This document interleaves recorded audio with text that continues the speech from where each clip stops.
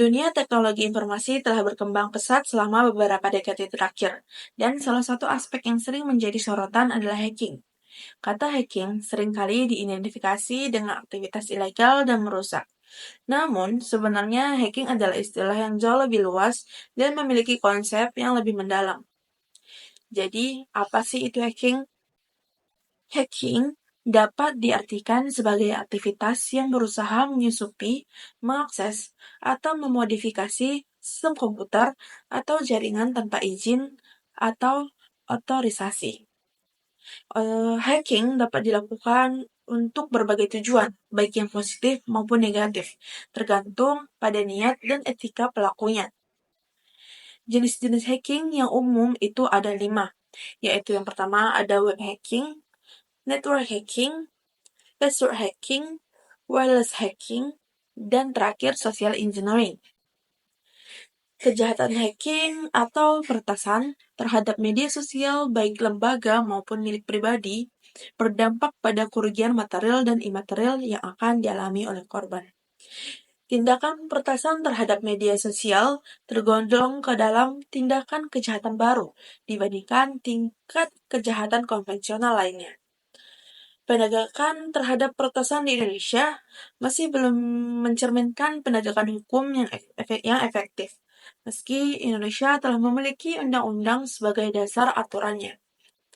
Hal tersebut tertuang dalam Undang-Undang Nomor 19 Tahun 2016 tentang perubahan atas Undang-Undang Nomor 11 Tahun 2008 tentang informasi dan transaksi elektronik.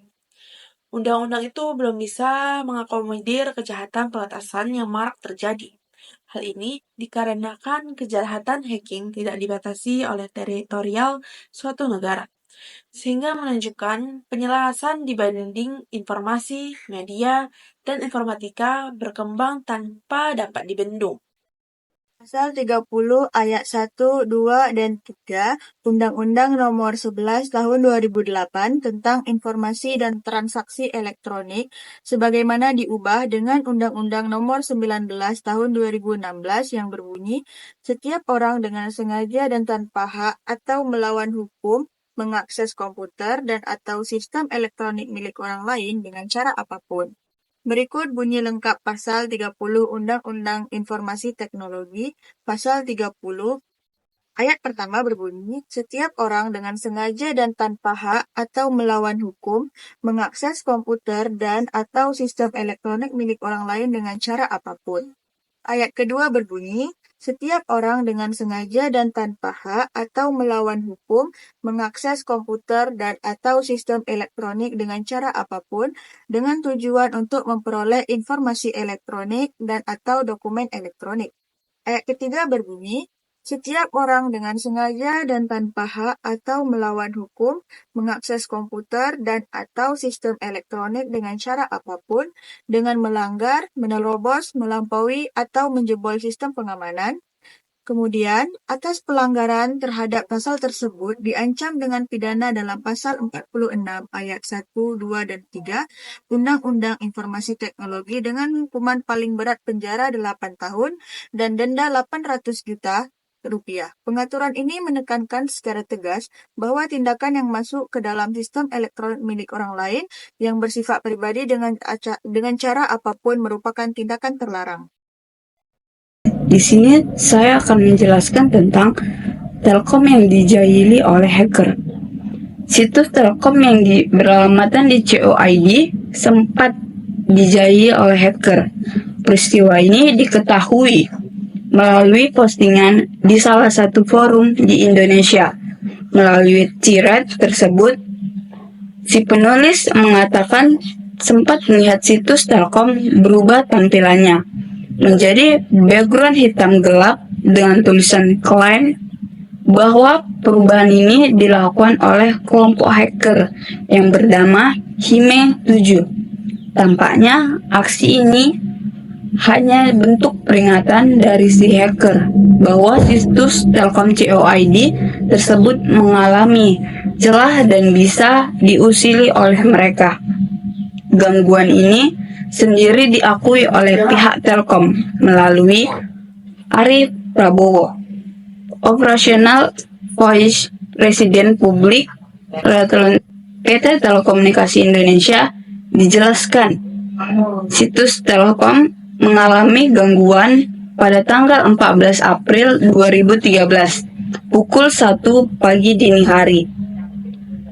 Gangguan pada website resmi Telkom hanya terjadi pada halaman depan atau front page, tidak dengan back end atau server web, sehingga data informasi dan layanan Telkom tidak terganggu. Pasal pidana yaitu Pasal 46 ayat 1 yang berbunyi, setiap orang yang memenuhi unsur sebagaimana dimaksud dalam Pasal 30 ayat 1 dipidana dengan pidana penjara paling lama 6 tahun atau denda paling banyak 600 juta rupiah. Jadi, kesimpulannya adalah kasus tersebut dikenakan pasal perbuatan pidana yang dilarang dalam UU ITE. Karena kasus yang dibahas tersebut menghack situs orang dengan alasan menjahili, dan karena itu bisa dikenakan hukuman dengan pasal 30 ayat 1.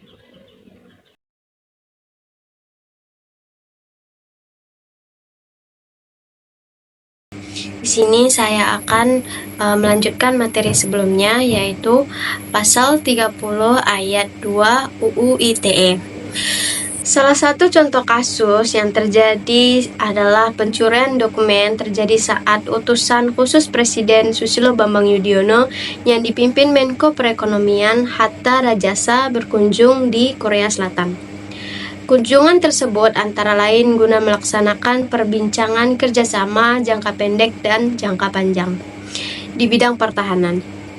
Delegasi beranggota 50 orang berkunjung ke Seoul untuk membicarakan kerjasama ekonomi, termasuk kemungkinan pembelian jet tempur latih supersonik T-50 Golden Eagle buatan Korsel dan sistem persenjataan lain seperti pesawat latih jet supersonik, tank tempur utama K2 Black Panther, dan rudal portable permukaan ke udara. Ini disebabkan karena Korea Selatan dalam persaingan sengit dengan Yak-130 jet latih Rusia. Sedangkan anggota DPR yang membidangi pertahanan menyatakan, berdasarkan informasi dari Kemhan, data yang diduga dicuri merupakan data kerjasama pembuatan 50 unit pesawat tempur di PT Dirgantara Indonesia. Pihak PT Dirgantara Indonesia membenarkan sedang ada kerjasama dengan Korsel dalam pembuatan pesawat tempur KF-X. Pesawat KF-X lebih canggih daripada F-16. Modus dari kejahatan tersebut adalah mencuri data atau DEM, yaitu kegiatan memperoleh data komputer secara tidak sah, baik digunakan sendiri ataupun untuk diberikan kepada orang lain. Identity theft merupakan salah satu jenis kejahatan. Ini sering diikuti dengan kejahatan penipuan. Kejahatan ini juga sering diikuti dengan kejahatan data KG. Selanjutnya adalah pasal perbuatan yang dilarang. Pasal 30 ayat 2 UU ITE, setiap orang dengan sengaja dan tanpa hak atau melawan hukum mengakses komputer atau sistem elektronik dengan cara apapun dengan tujuan untuk memperoleh informasi elektronik dan dokumen elektronik. Ketentuan pidananya adalah terdapat dalam pasal 46 ayat 2, setiap orang yang memenuhi unsur sebagaimana dimaksud dalam pasal 30 ayat 2 dipidana dengan pidana penjara paling lama 7 tahun dan denda sebanyak Rp700.000. Jadi kesimpulannya adalah kasus tersebut merupakan pelanggaran UU ITE pasal 30 ayat 2 karena dia sengaja dan tanpa sah, yakni dengan melakukan pelanggaran pencurian data atau data DEM, yaitu kegiatan memperoleh data komputer secara tidak sah, baik digunakan sendiri ataupun untuk diberikan kepada orang lain. Unsur yang dilarang adalah sengaja mengakses komputer orang lain untuk mendapatkan informasi atau data elektronik. Baik, terima kasih. Materi selanjutnya akan dilanjutkan oleh rekan saya. Berikut merupakan kejahatan hacking yang melanggar pasal 30 ayat 3 Undang-Undang Informasi dan Transaksi Elektronik. Contoh kasusnya, pembajak situs Polri memanfaatkan momen penyergapan teroris. Berita tersebut bersumber dari tribunnews.com Jakarta pada Kamis 19 Bulan 5 2011 lalu. Menurut pengamat terorisme, Wawan Purwanto menyatakan bahwa situs resmi Polri dibajak di dunia maya oleh seorang peretas yang mungkin mencari perhatian dan memanfaatkan momen saat Detesmen Khusus 88. Anti-teror Polri melakukan penyergapan terhadap terduga teroris, yaitu Sigit Gurdowi. Akibatnya, situs www.polri.go.id tidak dapat diakses sama sekali. Namun, setelah itu para pengguna internet diarahkan ke alaman website berikut. Pada situs tersebut, muncul gambar dua orang yang mengangkat bendera di atas sebuah bukit. Perusakan terhadap konten situs Polri dianggap sebagai kejahatan dunia maya atau cybercrime, yang termasuk kejahatan lintas batas atau transnasional. Karenanya, ancaman hukuman bagi pelaku kejahatan transnasional ini terbilang berat. Selanjutnya, Wawan mengimbau kepolisian untuk segera mengungkap motif pelaku. Hukuman yang diancamkan bagi pelaku kejahatan transnasional ini adalah berdasarkan Pasal 30 ayat 3 Undang-Undang Nomor 11 Tahun 2008 tentang Informasi dan Transaksi Elektronik. Pasal tersebut menyatakan bahwa setiap orang yang dengan sengaja dan tanpa hak mengakses komputer atau sistem elektronik dengan melanggar, menerobos, melampaui, atau menjebol sistem pengamanan. Hal ini pun dijelaskan, setiap orang yang melanggar pasal 30 ayat 3 dipidana penjara maksimal 8 tahun dan denda Rp800.000, sesuai dengan pasal 46 ayat 3 Undang-Undang Informasi dan Transaksi Elektronik. Kesimpulan yang didapat dari kasus tersebut yaitu termasuk melanggar Undang-Undang Informasi dan Transaksi Elektronik Pasal 30 ayat 3 karena pelaku sengaja memanfaatkan momen dan sengaja menjebol situs Polri tanpa hak.